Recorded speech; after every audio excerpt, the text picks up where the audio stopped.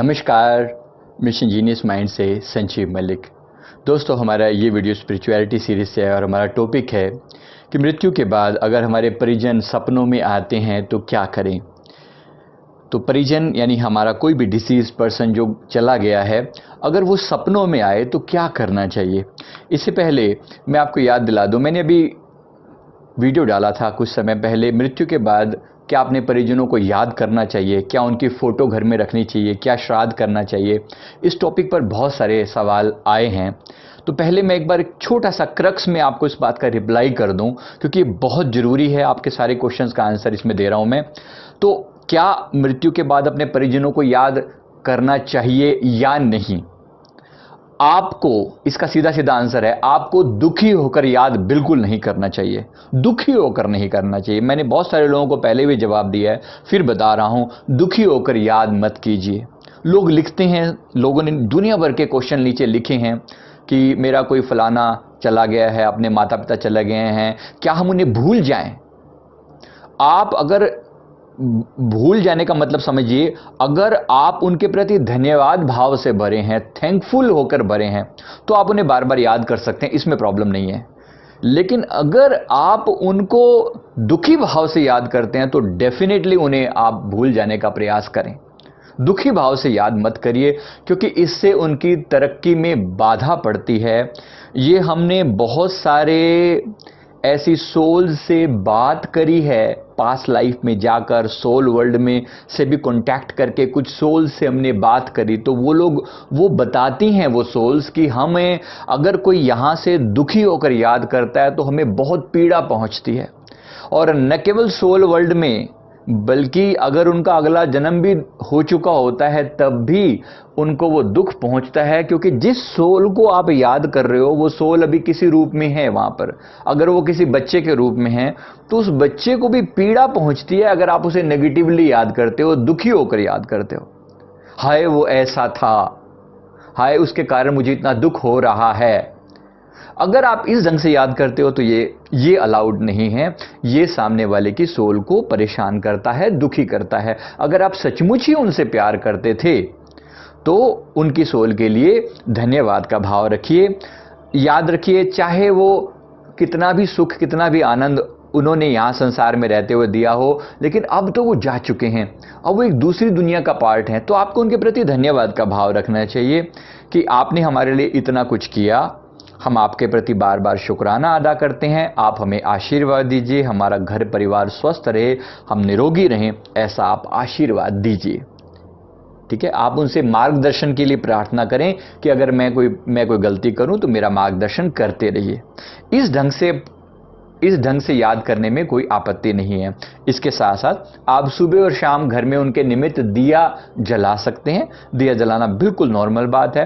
अगर ज़्यादा ही आपको उनके प्रति भाव है तो 15 मिनट का मेडिटेशन का फल उन्हें समर्पित करें। मेडिटेशन उनके प्रति समर्पित करें, ये बहुत बड़ी बात है। मेडिटेशन का इफेक्ट उन्हें हर जगह पर महसूस होगा, चाहे वो स्पिरिट वर्ल्ड में है, चाहे वो अगले जन्म में है। उनके निमित्त गरीबों को भोजन कराएं और उनकी पसंद की वस्तुएं दान करें। जो चीज़ें उनको जीते हुए पसंद थी वो वस्तुएं किसी को दान करें और गरीबों को भोजन कराएं। बस इतना जरूर याद रखें। बाकी उनकी जो पर्सनल ज़रूरत की चीज़ें थी उन चीज़ों को दान कर देना चाहिए। जो अब लोग लिखते हैं कि आपने घर को थोड़ी दान कर दूंगा मैं, बिल्कुल नहीं, हम घर के लिए थोड़ी बोल रहे हैं। मैंने कहा कि आप उनको जो उनकी पर्सनल यूज़ की चीज़ें थी, जो उनको बहुत ज़्यादा पसंद थी, उस चीज़ का दान कर देना चाहिए, ताकि उनकी अटैचमेंट उस चीज़ में ना अटके रहे। अब उदाहरण के लिए, ये पर्टिकुलर टोपी या ये कोट वो बहुत पहनते थे, बहुत पसंद करते थे, तो वहाँ उनकी अटैचमेंट हो सकती है। उस चीज़ को दान कर देना चाहिए, उसको घर में मत रखिए, नहीं तो ऐसी सोल्स ना उसके आसपास ही भटकती रह सकती हैं। ऐसी पर्सनल चीज़ों को जरूर घर से डिस्पैच कर देना चाहिए, दान कर देना चाहिए। और बाकी जो कॉमन चीज़ें हैं उसके लिए तो नहीं हो सकता ना, कुछ भी नहीं किया जा सकता। अब अगला टॉपिक, मृत्यु के बाद परिजन सपने में क्यों आते हैं। अगर कोई जाने के बाद फिर से सपनों में आता है तो कुछ तो रह गया है, कुछ तो गड़बड़ है, कुछ तो ध्यान देने की जरूरत है। देखते हैं इसके बारे में, पूरा समझते हैं। तो शास्त्रों में ऐसा कहा गया है कि मृत लोगों को सपनों में आना कोई कहानी नहीं है, बल्कि एक सच्चाई है। इसमें भी एक तो बात है, आपको क्लियर कर दूं कि अगर कोई व्यक्ति सपनों में सिर्फ एक आध बार आता है, मृत्यु के बाद एक आध बार याद आ गया, कहीं खड़े थे कहीं बैठे थे, ऐसा कोई याद आ गया, ये कोई बड़ी बात नहीं है। इसमें ये समझ लीजिए कि वो व्यक्ति के साथ हमारा जो लगाव था, हमारे अवचेतन मन के साथ उसका संबंध था, तो उस संबंध के कारण ही उसके प्रति एक भाव पैदा होता है, तो उनका सपने में उनको वो दिख जाते हैं। इसमें कोई समस्या नहीं है, इसमें कोई बड़ी बात नहीं है। जब भी वो ऐसा मिलें, जब भी हों आए, तो जो मैंने धन्यवाद की प्रार्थना पहले की थी वही प्रार्थना आप दोबारा हमेशा कर सकते हैं अगर ऐसा लगे तो।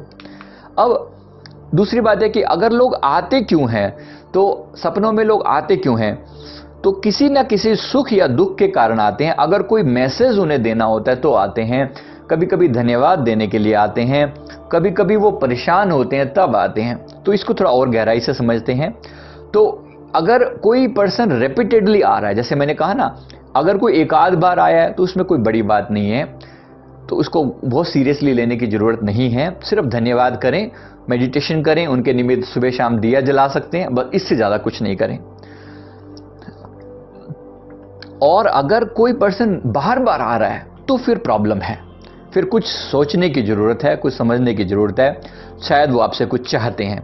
तो क्या है बार बार सपनों में आना, इससे छुटकारा पाने का उपाय क्या है? छुटकारा पाने का उपाय, पहले उनकी बात को समझें तभी छुटकारा पाया जा सकता है। तो मैं बता दूं, उनके हाव भाव देखें, क्या वो खुश हैं या वो दुखी हैं, कोई इशारा कर रहे हैं या किसी चीज की मांग कर रहे हैं या वो क्रोधित हैं। इनमें से अगर कोई भी चीज है, मतलब कोई भी भाव जैसा हो वैसा बताएंगे आप। अगर वो खुश हैं तो फिर क्या है, खुश होने का मतलब अगर प्रसन्न है, तो सपने में आने वाला व्यक्ति अगर प्रसन्न है तो उसका अर्थ है उसकी आत्मा संतुष्ट है, वो आपको आशीर्वाद देने आए हैं। अब आपको क्या करना चाहिए? आपको उनका धन्यवाद देना चाहिए, उनके नाम पर समय समय पर दान करते रहना चाहिए। दान अपनी मर्जी से कीजिए, जो उनकी पसंद की वस्तु वो दान कीजिए, और गरीबों को कहिए, बस उनके निमित्त मन में प्रार्थना कर दीजिए कि ये जो भी मैं कर रहा हूं इसका फल उन्हें मिले। निमित्त का मतलब सिर्फ इतना होता है, इसके लिए किसी पंडित या कुछ बड़े बड़े यज्ञ रचाने की जरूरत नहीं है। मन के भाव सिर्फ इतना कि ये जो मैं दे रहा हूं इसका फल उस आत्मा को मिले, दैट्स इट। तो अगर कोई अपनी इच्छा बताए, कोई व्यक्ति आकर अपनी इच्छा बताए कि मुझे ये चाहिए वो चाहिए, जो भी हो, अगर उसकी इच्छा बिल्कुल स्पष्ट हो जाए तो उस इच्छा को जल्द से जल्द पूरा करना चाहिए। और अगर इच्छा समझ में ना आए कि क्या कह रहे हैं, तो उनके नाम पर मीठा दान कर देना चाहिए।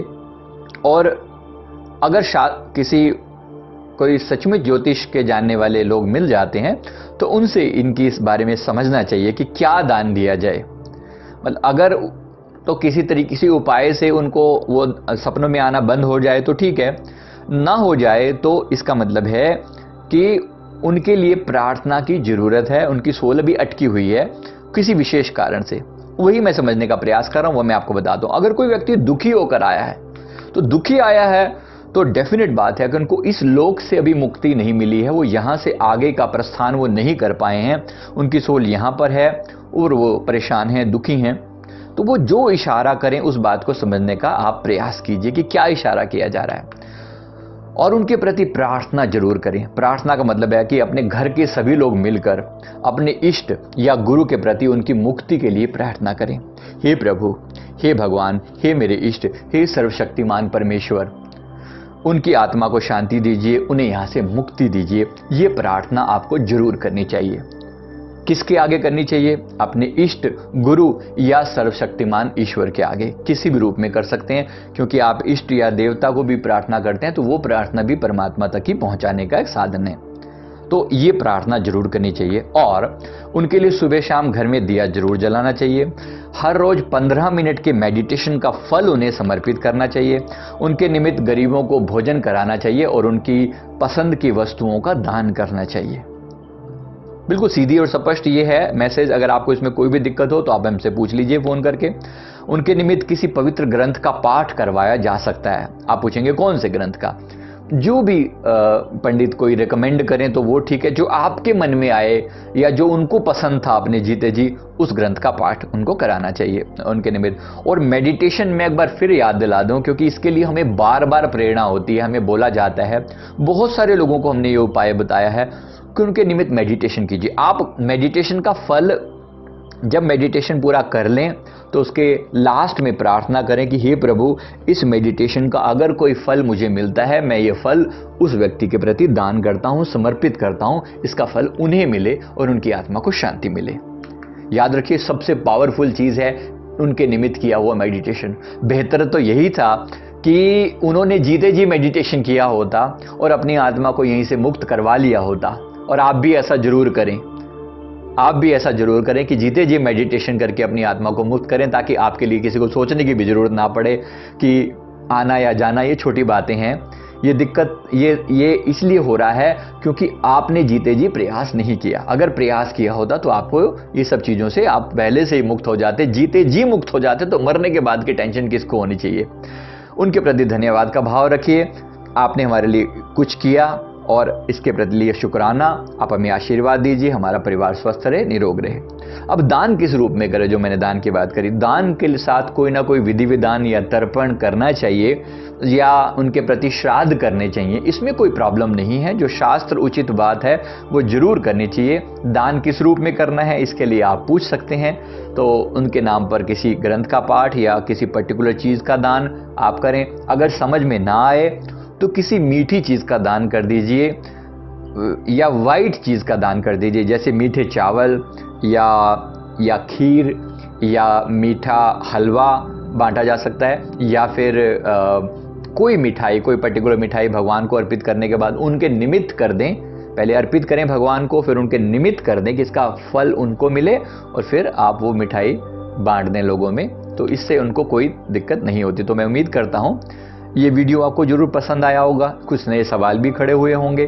अगर आपको लगे कि कोई और सवाल है तो आप ज़रूर पूछ लीजिए, हम इसके लिए आपकी सेवा में हाजिर हैं। लेकिन मेरी प्रार्थना है कि आप एक दो बार हमारे ऑफिस में आप फ़ोन मिलाएं, और फ़ोन ना मिले तो परेशान ना हो, आप मैसेज छोड़ दिया करें, क्योंकि इतनी कॉल ज़्यादा आते हैं कि हर समय वो फ़ोन बिजी हैं। 4 नंबर मैंने दे रखे हैं, वो चारों नंबर नीचे लिखे हुए हैं, आप उनको कॉल कर सकते हैं, लेकिन वही ऑफिस के टाइम में कीजिए, क्योंकि अधिकतर ये लड़कियां होती हैं, इनको घर वापस जाना होता है।